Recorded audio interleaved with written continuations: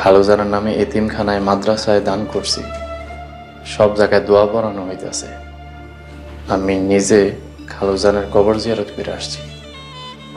লগে আলাল ভাই দুলাল ভাই ছিল, কত করে কইলাম বাসায় চলেন, কিন্তু আসলো না। বেঈমানগুলো কোন মুখে আইব? এমন বেঈমানগো আমি পেটে ধরছিলাম। খালাম্মা, কারোর মন মানসিকতা ভালো না। কইতেছিলাম কি, লাকির লোকে আমার বিয়েটা 1 মাস পিছাই দেন।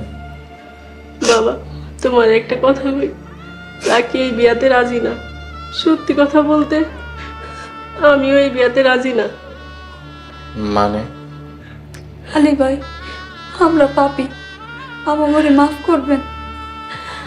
আমরা এক অসৎ উদ্দেশ্যে আপনারে বিয়া করতে চাইছিলাম। আমরা আর কোনো অসৎ কাজের সাথে যুক্ত হইতে চাইতাছি না। দোয়া করবেন আল্লাহ যেন আমাকে ক্ষমা করে। বাবা আলী, তুমিও আমাকে মাফ করে দিও। তোমার সম্পত্তি লোভে কৌশলে লাকিরে তোমার লগে বিয়া দিতে চাইছিলাম, তুমি আমাকে মাফ করে দাও বাবা।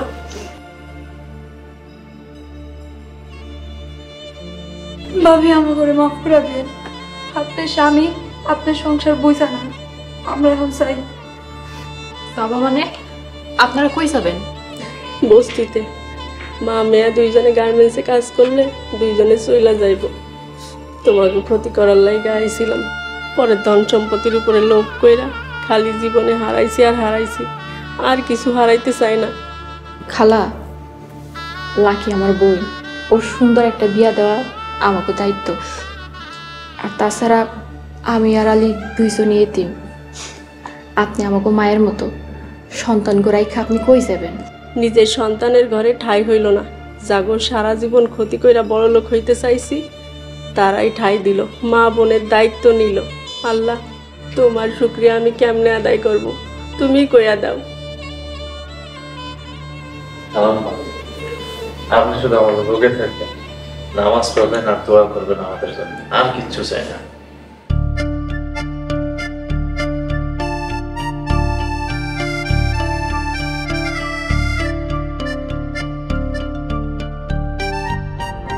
এই লাকি আপা, আপনি কি করতেছেন?